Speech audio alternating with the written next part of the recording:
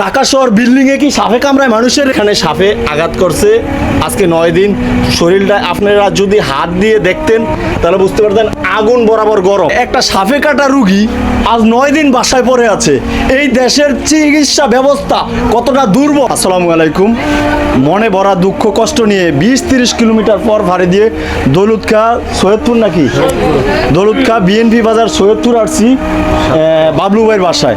কেন আসছি, কতটা দুঃখ মনে যে একটা সাপে কাটা রুগী আজ 9 দিন বাসায় পড়ে আছে। এই দেশের চিকিৎসা ব্যবস্থা কতটা দুর্বল বুঝতেছেন? ঢাকা শহর বিল্ডিংয়ে কি সাপে কামড়ায় মানুষের? বলেন, গ্রামগঞ্জে একটা মানুষ সাপে কাটলে এই মানুষের একটা ভ্যাকসিন নাই গ্রামে, যেটা অ্যান্টি ভ্যানম নামে যে ভ্যাকসিনটা গ্রামে প্রয়োজন, এই ভ্যানমটা আপনারা রাখতেছেন বরিশাল ঢাকা। কেন ভাই? এই যে গ্রামগঞ্জে মানুষগুলা বসবাস করে, সাপ কি আপনাদের বিল্ডিংয়ে যায় মানুষের আঘাত করে? বলেন, এই যে মানুষটা আজকে 9টা দিন বিছনায় পড়ে আছে, ভালো কোনো ট্রিটমেন্টের ব্যবস্থা নাই।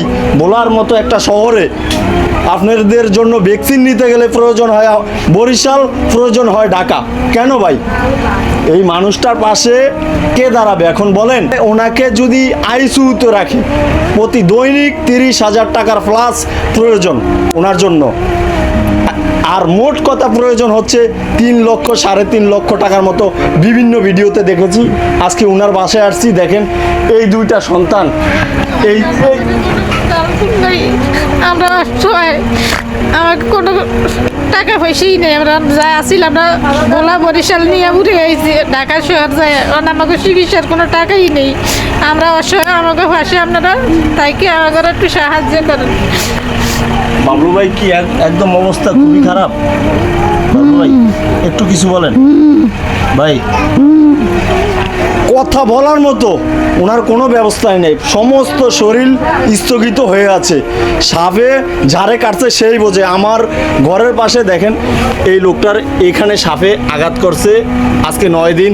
শরীরটা আপনারা যদি হাত দিয়ে দেখতেন তাহলে বুঝতে পারতেন আগুন বরাবর গরম। আগুনও এত গরম না। দেখেন শরীরের কন্ডিশন দেখেন। আমার ঘরের পাশে একটা রুগী সেম 24 ঘন্টাও যায় নাই, উনি মারা গেছেন। এখন যে আল্লাহ পাক ওনারে বাঁচিয়ে রাখছেন কোন ছিলে আমি নিজেও জানি না। এখন এই 2টা ছেলের দিকে অন্তত পক্ষে তাকিয়ে ওনার সংসারের হাল ধরার কেউ নেই। একমাত্র যে ছিল তাকে আল্লাহ পাক একটা না একটা পরীক্ষা দিয়ে রেখেছেন। দেখেন দুটি পয়সা আনতো, আমি খাইতাম। কদিন পরিয়ে দিয়েছে, আমার ডালও নেই, কুলো নেই। নদীর কামাই আমরা চলি, আমাকে কোনো আয় ব্যয় নেই। নদীর কামাই দিয়ে আমরা এই খাই। দুটা সন্তানকে আপনারা সাহায্য করেন। সন্তানের মুখের দিকে আমার স্বামীরা আপনারা বাঁচেন। ভাই আপনাদের পায়ে পড়ি, দয়া করে এখানে বিকাশ নাম্বার দেয়া আছে, হয় বিকাশে ওনাদেরকে সাহায্য করুন। অন্তত পক্ষে যদি নাও পারেন ভিডিওটি শেয়ার করুন, আর যদি তাও না পারেন ওনাদের সাথে যোগাযোগ করে যে কোনো কেউর মাধ্যমে হইলেও ওনাদের পাশে দাঁড়ান। আপনাদের পায়ে পড়ি।